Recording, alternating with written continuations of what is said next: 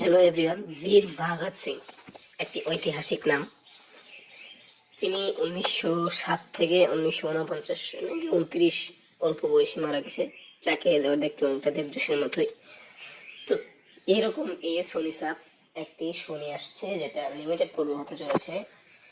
একটি জীবনের সে মানে অল্প পর্ব হবে, কিন্তু একটা লিমিটেড, মানে 10, 20, 30 এভাবে বা 40 এরকম। এটি এই পর্যায়ে নাম নেই, কিন্তু তারা বীর হনুমান হয় শ্রীমদ রামায়ণ এই ধরনের সুর বানিয়েছে। তারা এই ঐতিহাসিক সিরিজটি বানাবে, এবং এই বীর ভগৎ সিং এর দেবযশী থাকার চান্সেস বেশি, এটাই জানা যাচ্ছে। তো এছাড়াও নাম আসছে সিদ্ধার্থ নিগম।